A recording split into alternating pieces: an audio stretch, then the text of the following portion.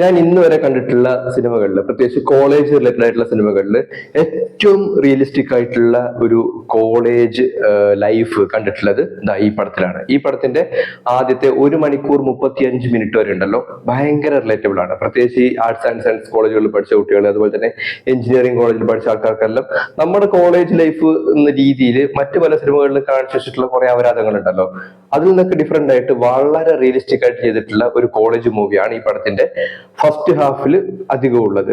Second ഹാഫിലേക്ക് വരുന്ന സമയത്ത് നമ്മൾ കഴിഞ്ഞ എപ്പിസോഡിൽ പറഞ്ഞ പോലെ തന്നെ ഫാന്റസി കയറി വരുന്നുണ്ട്. സോ വളരെ റിയലിസ്റ്റിക് ആയിട്ടുള്ള ഒരു ഫസ്റ്റ് ഹാഫും വളരെ ഫാന്റസി ഉള്ള സെക്കൻഡ് ഹാഫും തമ്മിൽ മെർജ് ആവാത്തത് കൊണ്ട് കൂടുതൽ ആൾക്കാർക്കും ഇഷ്ടപ്പെടാതെ പോയിട്ടുള്ള, എനിക്ക് വളരെ ഇഷ്ടപ്പെട്ടത് മീൻസ് ഏറ്റവും പ്രിയപ്പെട്ടതൊന്നുമല്ല, കൊള്ളാം, അതൊരു നല്ലൊരു പടമായിരുന്നു. പക്ഷെ അത് വേണ്ട രീതിയിൽ ആൾക്കാർക്ക് മനസ്സിലായില്ല എന്നോ അല്ലെങ്കിൽ ആൾക്കാർക്ക് ഇഷ്ടപ്പെട്ടില്ല എന്നോ എനിക്ക് തോന്നിയിട്ടുള്ള സിനിമയാണ് കൂതറ. ഇത് 2014 ഈ പടം റിലീസ് ആവുന്നത്. ഞാൻ കോളേജിൽ പഠിക്കുന്ന സമയം. ഈ പടം അനൗൺസ് ചെയ്യുന്ന സമയത്ത് തന്നെ, അതായത് ഫേസ്ബുക്കിൽ നിന്നുള്ള കത്തി നിൽക്കുന്ന സമയത്ത്, ഫസ്റ്റ് അനൗൺസ്മെന്റ് വരുന്ന സമയത്ത് തന്നെ ഭയങ്കര ഹൈപ്പായിരുന്നു. കാരണം സെക്കൻഡ് ഷോയ്ക്ക് ശേഷം ശ്രീനാഥ് ഡയറക്ട് ചെയ്യുന്ന പടം UTV മോഷൻ പിക്ചറാണ് ഈ പടം പ്രൊഡ്യൂസ് ചെയ്തിട്ടുള്ളത്. അപ്പോൾ അന്ന് നമ്മൾ ഈ MTV ഇല്ലേ, ഹിന്ദി പാട്ടിലെ വരുന്ന ചാനല്, അതിൽ ഈ ഹിന്ദി പടങ്ങളുടെ പരസ്യം, അതായത് ടീസറൊക്കെ വരുന്ന സമയത്താണ് നമ്മൾ ഈ പേര് കാണുന്നത്, UTV മോഷൻ പിക്ചർ എന്നൊക്കെ ഉള്ളത്. അവർ മലയാളത്തിൽ ഒരു പടം ചെയ്യുന്നു, ലാലേട്ടൻ അഭിനയിക്കുന്നു പടത്തില്. അതുകൂടാതെ സെക്കൻഡ് ഷോയിൽ തന്നെ, സെക്കൻഡ് ഷോ എന്ന് പറയുന്ന മൂവിയിൽ കൂടി തന്നെ സിനിമയിലേക്ക് വന്ന് അന്ന് യൂത്തിന്റെ ഇടയിൽ നല്ല ഇൻഫ്ലുവൻസ് ഉണ്ടാക്കിയിട്ടുള്ള സണ്ണി വെയിൻ ഈ പടത്തിൽ അഭിനയിക്കുന്നു. അതുകൂടാതെ ഏകദേശം ഒരു 11 വർഷം മുമ്പ് കേരളത്തിലെ എല്ലാ ആൾക്കാരെയും തുള്ളിച്ച, എല്ലാ ആൾക്കാരെയും അഡിക്റ്റ് ആക്കി മാറ്റിയ ലജ്ജാവതി എന്നുള്ള പാട്ടിലൊക്കെ പെർഫോം ചെയ്തിട്ടുള്ള, ഫോർ ദൈപ്പിളിലൊക്കെ അഭിനയിച്ചിട്ടുള്ള ഭരത് ഈ പടത്തിൽ അഭിനയിക്കുന്നു.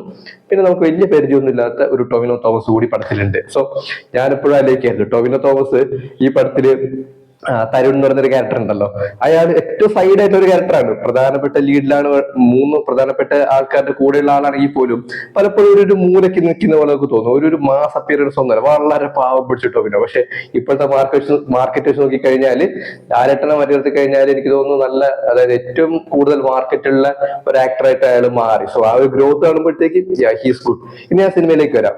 സിനിമയിലേക്ക് വന്നു കഴിഞ്ഞാല്, ഈ പടത്തിൽ ഞാൻ പറഞ്ഞില്ല, ആദ്യത്തെ 1.5 മണിക്കൂർ എന്ന് പറയുന്നതില്ലേ ഭയങ്കര റിലേറ്റബിൾ ആയിട്ടുള്ള സ്റ്റോറിയാണ്. ഇപ്പൊ കോളേജ് ലൈഫ് ആയി കഴിഞ്ഞാലും ചെറുപ്പക്കാരുടെ ലൈഫ് ആയി കഴിഞ്ഞാലും, ഇതിൽ ഭരത്തിന്റെ കളിക്കാരൻ എന്നുള്ള കഥാപാത്രം, അതുപോലത്തെ ഒരുപാട് ആൾക്കാർ നമ്മുടെ കോളേജ് ലൈഫിൽ നമ്മൾ കണ്ടിട്ടുണ്ടാവും. അതായത് ഭയങ്കര ഒരു, അവരുടെ കയ്യിലിരിപ്പെല്ലാം കുറച്ച് അപകടം പിടിച്ച രീതിയിലായിരിക്കും, പക്ഷെ ലാസ്റ്റിലേക്ക് വരുന്ന സമയത്ത് അവർക്ക് ചിലപ്പം ഒന്നും കിട്ടൂല. പക്ഷെ കൂട്ടത്തിലെ ഏറ്റവും വലിയ കളിക്കാരൻ അവിടെ ഏറ്റവും സൈലന്റ് ആയിട്ട് മാറിയിരിക്കുന്നുണ്ടാവും, സിനിമ കണ്ടിട്ടുള്ളവർക്ക് അറിയാം. അതുപോലെ തന്നെ ഇതില് സണ്ണി വെയിന്റെ കഥാപാത്രം ഉണ്ടല്ലോ, ഞാൻ ആദ്യം ഈ സിനിമ കാണുന്ന സമയത്ത് സണ്ണി വെയിന്റെ കഥാപാത്രമാണ് ഒരു മിസ്റ്റിക് എലമെന്റ് ആയിട്ട് എനിക്ക് തോന്നിയത്. കാരണം ഇവരാദ്യം ഇവരുടെ കോളേജ് ഹോസ്റ്റലിലേക്ക് എൻ്റർ ചെയ്യുന്ന സമയത്ത് ഈ ടൊവിനോയും ഭരത്തും കുപ്പി വാങ്ങാൻ പോവില്ലേ, കുപ്പി വാങ്ങി വന്നതിന് ശേഷം താഴെ ഒരു പേപ്പർ എല്ലാം ഇങ്ങനെ വിരിച്ചിട്ട് താഴെ പേപ്പർ വിരിക്കുന്നതാണ്. ഇവർ ആദ്യം ഗ്ലാസ്സിൽ സാധനം ഒഴിച്ച് അടിക്കാൻ വേണ്ടി സ്റ്റാർട്ട് ചെയ്ത സമയത്താണ് കോളിംഗ് ബെൽ അടിക്കുന്നത്, ഡോറിലാണ് മുട്ടുന്നത്. ഒരു ഡോർ തുറക്കുന്ന സമയത്ത് സണ്ണി വെയിന്റെ ക്യാരക്ടർ കയറി വരും. അതിനുശേഷം കയറി എൻ്റർ ആവുന്ന സമയത്ത് തന്നെ ഒരു ഭൂമി ഉൽക്കം പോലെ സാധനം അവിടെ സംഭവിക്കുന്നുണ്ട്. അപ്പോ ഈ ടോവിനോ ഒഴിച്ചു വെച്ചിട്ടുള്ള ഗ്ലാസ് എല്ലാം താഴെ വീഴുന്നുണ്ട്. കുപ്പി വീഴുന്ന സമയത്താണ് നമ്മുടെ സണ്ണി പോയിട്ട് അത് പിടിക്കുന്നത്. അങ്ങനെ ഈ 3 ആൾക്കാരും ചേർന്ന് സ്റ്റാർട്ട് ചെയ്യുന്ന സമയത്ത്, അടി തുടങ്ങുന്ന സമയത്ത് താഴെ ഒരു ന്യൂസ് പേപ്പർ വിരിച്ചിട്ടുണ്ടാവും. നിങ്ങൾ ശ്രദ്ധിച്ചിട്ടുണ്ടോ എന്നറിയില്ല. ആ ന്യൂസ് പേപ്പറിന്റെ ചരമകോളത്തില് ഏകദേശം സണ്ണി വെയിന്റെ അതേ ഫേസ് കെട്ടുള്ള ഒരാളുടെ ഫോട്ടോ അതിലുണ്ട്. ഞാൻ ആദ്യം സണ്ണി വെയിൻ ആയിരിക്കുന്നതാണ് വിചാരിച്ചോ. അപ്പൊ ഇതൊരു മിസ്റ്റേക്ക് ആയിട്ട് ഒരു കഥാപാത്രമായിട്ട് എനിക്ക് ആദ്യം തോന്നി.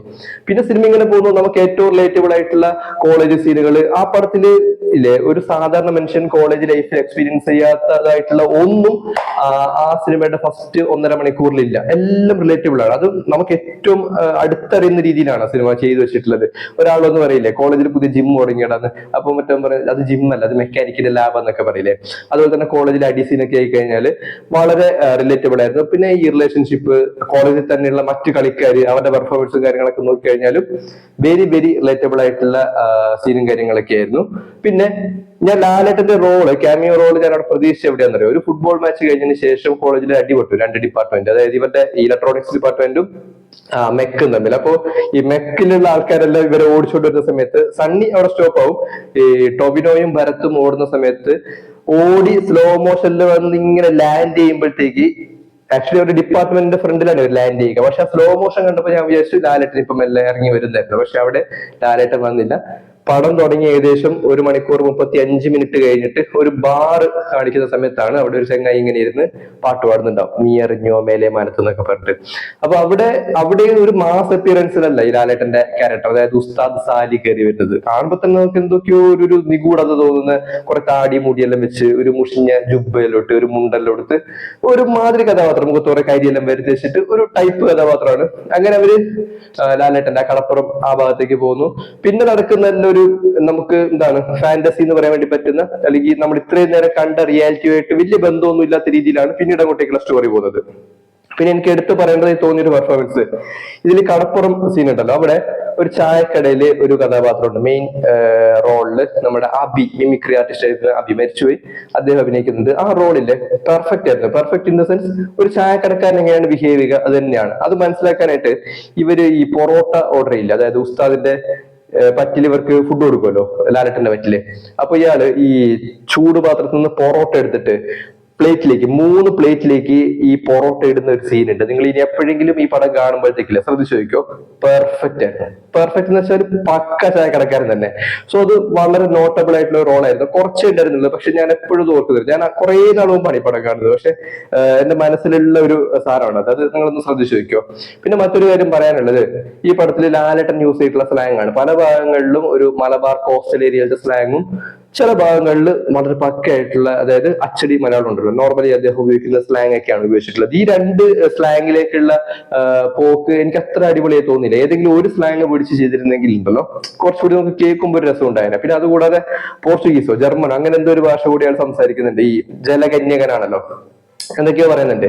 സോ ആ ഒരു പാട്ട് മാറ്റി നിർത്തിയിരുന്നെങ്കിൽ ഉണ്ടല്ലോ ഇതൊരു വളരെ റിയലിസ്റ്റിക് ആയിട്ടുള്ള ഒരു കോളേജ് ലൈഫ് സ്റ്റോറിന്നോ, അല്ലെങ്കിൽ കോളേജ് ലൈഫും അതിന് ശേഷമുള്ള 3 ആൾക്കാരുടെ ലൈഫ് സ്റ്റോറി എന്ന് പറയാൻ പറ്റുന്ന ഒരു സിനിമയായിട്ട് മാറിയേനെ. പക്ഷെ എനിക്ക് തോന്നുന്നു ആ ഫാന്റസിയിൽ കൂടി ഈ ക്രിയേറ്റേഴ്സ് പറയാൻ വേണ്ടി ശ്രമിച്ച ഒരു കാര്യം എന്താ വെച്ചാല്, അതിന്റെ ക്ലൈമാക്സിൽ പറയുന്നുണ്ട്, അതായത് നമുക്ക് നന്നായിട്ട് അറിയുന്ന ഒരു കാര്യം ആ കാര്യത്തിൽ കൂടുതൽ റിസർച്ച് ചെയ്തിട്ട് അതിന്റെ പൊട്ടൻഷ്യലും സാധ്യതകളും നല്ല രീതിയിൽ പരീക്ഷിക്കുന്നതായിരിക്കും നമ്മുടെ സക്സസിനെ സഹായിക്കുന്ന ഏറ്റവും വലിയൊരു ഘടകം എന്ന് പറയുന്നത്. അല്ലാതെ നമുക്ക് അറിയാത്തൊരു കാര്യം, ഇവർ ഈ ബോട്ടെല്ലാം വാങ്ങിയതിനു ശേഷം കടലിൽ പോയിട്ട് പെട്ടുപോകുന്ന ഒരു സീൻ ഉണ്ട്. കടലിൽ അവസാനം ഈ തിരമാലെല്ലാം വന്ന് ബോട്ടെല്ലാം കേടാകും.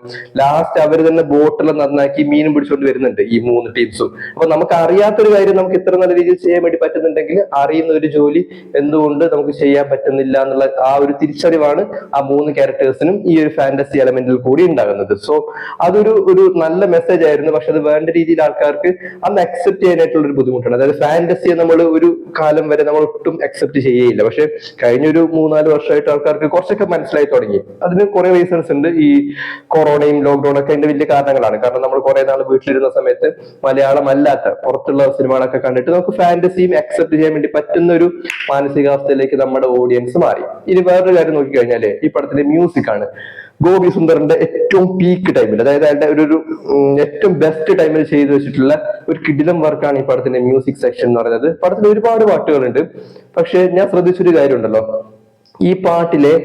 ഈ സിനിമയിലെ ഒരു പാട്ട് സ്റ്റാർട്ട് ചെയ്യുന്ന സമയത്ത്, നോർമലി ഒരു പാട്ട് സ്റ്റാർട്ട് ചെയ്യുന്ന സമയത്ത് നമുക്കൊരു ഐഡിയ ഉണ്ടാവില്ല ഈ പാട്ട് ഇങ്ങനെ പോയിട്ട് കുറച്ച് കഴിയുമ്പോൾ സെക്കൻഡ് സ്റ്റാൻസ് വരും, കുറച്ച് കഴിയുമ്പോൾ തേർഡ് സ്റ്റാൻസ് വരും, ഇങ്ങനെ അവസാനിക്കും. നമുക്കൊരു ധാരണ ഉണ്ടാവില്ലേ? ആ ധാരണകളെല്ലാം പൊളിച്ചുകൊണ്ടാണ് ഈ സിനിമയിൽ പാട്ട് ചെയ്ത് വെച്ചിട്ടുള്ളത്. പാട്ട് തുടങ്ങുന്ന പോലെ ആയിരിക്കില്ല അവസാനിക്കുന്നത്. കുറെ എന്തൊക്കെയോ വ്യത്യാസങ്ങളുണ്ട്. പിന്നെ അതിന്റെ ഇടയിലുള്ള ഇന്റർലൂഡ്സും നമ്മൾ വിചാരിക്കുന്ന പോലെയല്ല. അതായത് ഫസ്റ്റ് സ്റ്റാൻസും സെക്കൻഡ് സ്റ്റാൻസ്, തേർഡ് സ്റ്റാൻസ്, ഈ 3 എണ്ണത്തിന്റെ ഇടയിൽ ഒരു പീസ് ഓഫ് മ്യൂസിക്കിന്റെ ഒരു ബീറ്റ് അവർ ഇടാറുണ്ടല്ലോ. അതൊക്കെ വളരെ വെറൈറ്റി ആയിട്ട്, അത് അന്ന് കേൾക്കുന്ന സമയത്ത് ഏറ്റവും വെറൈറ്റി ആയിട്ട് എനിക്ക് തോന്നി. ഇന്നും അത് വളരെ ഫ്രഷ് ആണ്. പിന്നെ ഇതിന്റെ വുമൺ ക്യാരക്ടേഴ്സിൽ നോക്കിക്കഴിഞ്ഞാലുണ്ടല്ലോ ഭയങ്കര ഡിഫറൻറ്റും ഭയങ്കര റിയലിസ്റ്റിക്കും ആണ്. അതിൽ എനിക്ക് ഏറ്റവും അടിപൊളിയായി തോന്നിയത് നമ്മുടെ സണ്ണിച്ചന്റെ പേരായിട്ട് വന്നിട്ടുള്ള ആ ഒരു ചേച്ചിയില്, ശില്പ എന്നാണ് ക്യാപ്റ്റന്റെ പേര്. അതായത് കോളേജിന്റെ ഫ്രണ്ടില് സെറോക്സിന്റെ ഷോപ്പും ഫോണിന്റെ ഷോപ്പും എല്ലാം അവർ ഇട്ട് വെക്കുന്ന കഥാപാത്രം ഉണ്ടല്ലോ, അത് ഭയങ്കര റിയലിസ്റ്റിക് ആണ്. അവർ നല്ല രീതിയിൽ ചെയ്തു. പിന്നീട് ഇവരുടെ വീടിന്റെ അടുത്തേക്കാണ് ഈ 3 ടീമും കൂടി വാടകയ്ക്ക് വീടെടുത്തിട്ട് വരുന്നത്. അപ്പൊ ഈ കുളി സീൻ കാണുന്ന സീനൊക്കെ ഉണ്ടല്ലോ. പിന്നെ അതുപോലെ തന്നെ ഭാവനയുടെ കഥാപാത്രം സ്വാതി എന്ന് പറയുന്ന കഥാപാത്രവും ഭയങ്കര റിയലിസ്റ്റിക് ആയിട്ട് തോന്നി. പിന്നെ ഇത് കൂടാതെ ഈ കോളേജിൽ തന്നെയുള്ള ഈ ജനനി അയ്യർ, പിന്നെ നമ്മളെ ഗൗതമിയുടെ കഥാപാത്രം, പിന്നെ ഒരു ബംഗാളി നടിയെ ഒറ്റ അഭിനയിച്ചിട്ടുണ്ടെന്ന് തോന്നുന്നത്. അതായത് സണ്ണിയുടെ ഫാമിലി ഫ്രണ്ടിന്റെ മോളാകട്ടെ ശാസ്ത്രയോ അങ്ങനെ എന്തോ ഒരു കഥാപാത്രം, അതിന്റെ പേര് ഞാൻ മറന്നു, ഒരു ബംഗാളി ആക്ട്രസ് ആണ്, പക്ഷെ അവർ നല്ല രീതിയിൽ ചെയ്തിട്ടുണ്ട്. ഇങ്ങനെ കുറെ കുഞ്ഞു കുഞ്ഞു കഥാപാത്രങ്ങൾ ആ സിനിമയിൽ വന്നിട്ടുണ്ട്. സോ ഈ ഒരു ലാലേട്ടന്റെ ഒരു ഫാന്റസി എലമെന്റ് മാറ്റി നിർത്തി കഴിഞ്ഞാൽ ബാക്കി ഞാൻ കണ്ടിട്ടുള്ളത് മൊത്തം ഭയങ്കര റിയലിസ്റ്റിക് ആയിട്ടുള്ള കഥാപാത്രങ്ങളായിരുന്നു. കിടിലം മ്യൂസിക്കും കിടിലം ബാക്ക്ഗ്രൗണ്ട് സ്കോറും ആയിരുന്നു ഗോപി സുന്ദറിന്റെ. പിന്നെ അതുപോലെ തന്നെ ഈ പടത്തിന്റെ സിനിമാറ്റോഗ്രഫി, സെക്കൻഡ് ഷോയുടെ ക്യാമറാമാൻ തന്നെയാണ് ഈ പടത്തിന്റെയും ക്യാമറ ചെയ്തിട്ടുള്ളത്. പപ്പു എന്നാണ് അയാളുടെ പേര്. കഴിഞ്ഞൊരു 3-4 വർഷം മുമ്പ് അയാൾ മരിച്ചുപോയി. ഈ തുറമുഖത്തിന്റെ ടൈമിലാന്ന് തോന്നുന്നു മരിച്ചത്. തുറമുഖ സിനിമ ഞാൻ തിയേറ്ററിൽ കാണുന്ന സമയത്ത് ഫസ്റ്റ് ടൈറ്റിൽ കാർഡിൽ ഇയാളുടെ ഫോട്ടോ എല്ലാം കണ്ടതായിട്ട് എനിക്ക് ഓർമ്മയുണ്ട്. സോ സെക്കൻഡ് ഷോ എനിക്ക് ഭയങ്കര ഇഷ്ടപ്പെട്ട ഒരു വിഷ്വൽ ക്വാളിറ്റിയുള്ള പടമാണ്. അതായത് ആ പടത്തിന്റെ രാത്രി എന്നെല്ലാം പറയാണ്ടല്ലോ, പെർഫെക്റ്റ് രാത്രി തന്നെയാണ്. ഈ പടത്തിലേക്ക് വന്നു കഴിഞ്ഞാൽ വിഷ്വൽ വലിയ ഗിമിക്കോ കാര്യങ്ങളൊന്നുമല്ല, പക്ഷെ ഭയങ്കര റിയലിസ്റ്റിക് ആയിട്ടുള്ള സീനും കാര്യങ്ങളൊക്കെ ആയിരുന്നു. പിന്നെ ഈ പടത്തിലെ തമാശകൾ, ഇതൊക്കെ കോളേജ് ലൈഫിൽ നമ്മൾ എൻജോയ് ചെയ്തിട്ടുള്ളത്, നമ്മൾ പറഞ്ഞിട്ടുള്ളതായിട്ടുള്ള ടൈപ്പ് ഓഫ് വെർബൽ ജോക്കും കാര്യങ്ങളൊക്കെ തന്നെയായിരുന്നു. പിന്നെ മറ്റേ അയ്യോയോ സാധനം, ബാബുരാജിന്റെ പ്രിൻസിപ്പൽ കഥാപാത്രം, പിന്നെ ഇവിടെ ഒരു മാഷുണ്ട്, ചന്ദ്രമാഷ്. ആ മാഷിന്റെ കല്യാണത്തിന്റെ സമയത്ത് വിളിക്കൂലേ, നിങ്ങൾക്ക് ഈ പ്രിയ മിസ്സിനല്ലാതെ വേറെ ആരെയും കല്യാണം കഴിക്കാൻ കണ്ടില്ലേ സമയത്ത് അത് തേറി വിളിക്കുന്നുണ്ട്. സോ അതെല്ലാം ഭയങ്കര രസമാണ്. അതായത് നമ്മൾ അങ്ങനെയുള്ള ടൈപ്പ് ഓഫ് എന്താണ് കമ്പാനിയൻഷിപ്പ് എല്ലാം എൻജോയ് ചെയ്യുന്ന ആളാണ് ഞാൻ. പേഴ്സണലി അതൊക്കെ എൻജോയ് ചെയ്യുന്ന ടൈപ്പ് ആളാണ്. സോ ഒരു നല്ല പടമായിരുന്നു, ഭയങ്കര ഒരു മൂഡുള്ള ഒരു പടമായിരുന്നു, നമുക്ക് റിലേറ്റ് ചെയ്യാൻ വേണ്ടി പറ്റുന്ന ഒരുപാട് കാര്യങ്ങളുള്ള സിനിമയായിരുന്നു. പക്ഷെ എന്തുകൊണ്ടോ ഇതൊന്നും ആളുകൾക്ക് അക്സെപ്റ്റ് ചെയ്യാൻ വേണ്ടി പറ്റിയില്ല. ഇപ്പോഴും നമ്മൾ ഗൂഗിളിലൊക്കെ നോക്കിക്കഴിഞ്ഞാൽ ഒരു 10-ൽ 5 പോയിന്റ് ഒക്കെ സിനിമയിൽ ഉണ്ടാവും. പക്ഷെ എനിക്ക് ഭയങ്കര അടിപൊളിയായി തോന്നിയിട്ടുള്ള ഒരു പടമാണ് Koothara. So see in the video of see you in the next video of ആ പഴയ പടം.